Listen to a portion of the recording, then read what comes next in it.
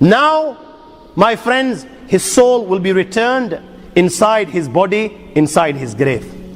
Now it will be the grave's turn. And what will the grave say? The grave will say, كُنْتَ لَأَبْغَزْ مَنْ يَمْشِي عَلَى ظَهْرِ إِلَيَّ. Out of all the people that walked on me, you, Abdullah, was the one I hated most of all. You, O Abdullah, was the one I hated most of all. O Abdullah, I've been waiting for you all this time. I've been waiting for you to come to me. Now that you have come to me today I will make you pay the price. Today you will know how I will deal with you. At that time, my young friends, the grave will embrace him with such force that the ribs of one side, they will penetrate into the other side. And Rasulullah ﷺ practically demonstrated this. He took the fingers of his right hand and he placed them in the fingers of his left hand like this. This is what will happen. This is what will happen. And now, the angels Munkar and Nakir will come. Jibreel Amin on one occasion asked Rasulullah, Ya Rasulullah, I want you to describe these angels for me. So Nabi Kareem ﷺ was told, O Muhammad, without telling you the size of these angels, أبصارهما كالبرق الخاطف وأصواتهما كالرعد القاصف وأنيابهما كالصياص وأنفاسهما كاللهب يطعان في أشعارهما بين منكبي كل واحد منهما مسيرة كذا وكذا. أبصارهما كالبرق الخاطف, that their eyes glitter like lightning. Seen a flash of lightning? This is how their eyes glitter. وأصواتهما كالرعد القاصف, you know their voices rumble like thunder. وأنيابهما كالصياص, their teeth are like the horns of a bull. Their hair reach their feet. The distance between their shoulders is miles apart. You know, if you wanted to cover the distance from one shoulder to other shoulders, it would take you days and days. كَنُّزِيَتْ مِنْهُمُ الرَّحْفَ وَالرَّحْمَ إِلَّا بِالْمُؤْمِنِينَ. Rasulullah ﷺ was told that in these people, there is not even an ounce of mercy inside their hearts. Their mercy is only for the true believers. They will come to everyone. مَا أَكُلِّ وَاحِدٍ مِّنْهُمَا عَمُودٌ مِّنْ حَدِيدٍ لَوْ اجْتَمَعَ عَلَيْهِمْ مَنْ فِي الْأَرْضِ مَا حَرَّكُوهُ. Each one of them will carry a hammer of steel.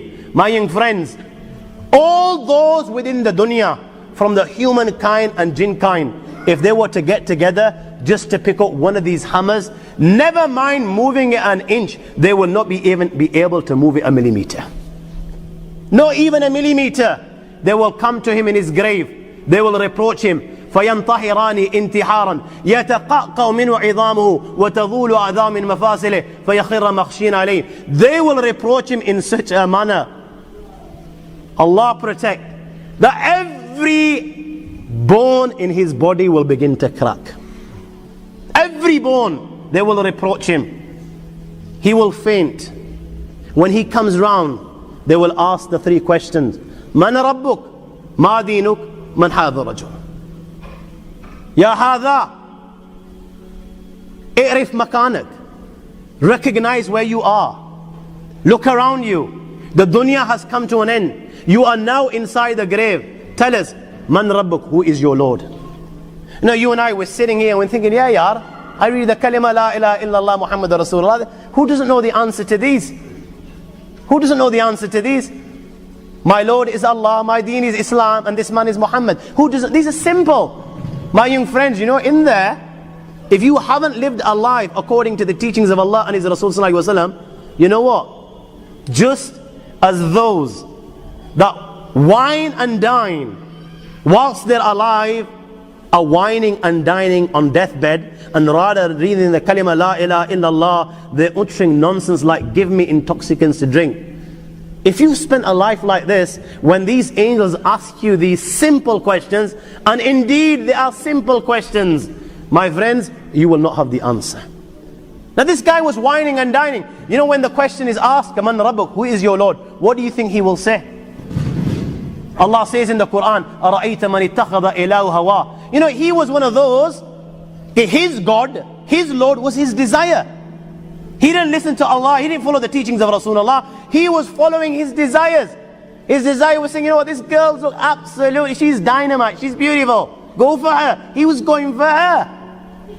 His nafs was saying, forget salah, yeah, let's go chill with the boys, hang out on the street corners. He was doing this. His nafs was saying, you know what, it's not too bad to have a tablet or two, enjoy yourself. You've only got 10, 15 years, life's to enjoy. That's what he was doing. He was listening to every single thing that his nafs was saying. This was his God, so what is he going to say? La ha la adri, I don't know. We'll ask him. They're going to ask him, Ma deen, what's your deen? There was no deen in his life, yeah? He believed that, you turn to Allah when you're 70. When you can't pull anymore, you've got nowhere to go. Bones are cracking, you've got arthritis, you become weak, wrinkles on your faces. This is what he believed, that you go for Hajj at that age. Till then, you enjoy. So what's he going to say? What's your deen? There was no deen in his life. He was just a chiller. Man hadha rajul. Who was this man? He didn't know who Muhammad sallallahu alaihi wasallam was. He read the kalima la ilaha, but he didn't know who Muhammad was. He never followed Muhammad sallallahu alaihi wasallam. He used to follow the likes of, Ronaldos and the Messis, the Ronaldinhos. He used to follow people like, the movie stars, these pop stars, the way they were combing their hair, the walking the walk and talking the talk and the clothes and the cars. You name it. For him, they were the role models. What's he going to turn around? What's he going to say? He's going to have an answer. Ha ha la adri. And at that time, my friends, فَيَضْرِبَانِهِ ضَرْبَةً يَتَتَايَرُ الشَّرَرُ فِي قَبْرِهِ. They will strike him with that mace with such force, my young friends, that the sparks will spread throughout the grave. Sparks will spread, and it will be said to him, look above. And a door will be opened to paradise. He will look above, the door will be open to paradise. He will be able to see paradise. He will be able to see the blessings of paradise. And it will be said, Ya adu Allah, O enemy of Allah, Hada manziluk law ata'ta Allah.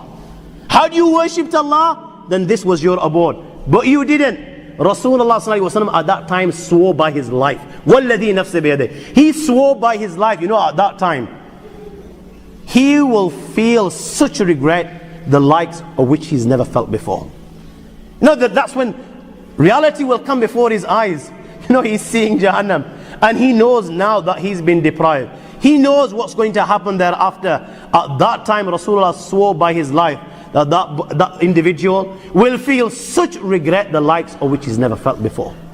A door will be open towards hell, and it will be said, O adu Allah, hada manziluk lima asayta Allah. O enemy of Allah, this is your abode because you disobeyed Allah. And the hot fire of Jahannam will keep on entering his grave, and he will roast right till the day of judgment.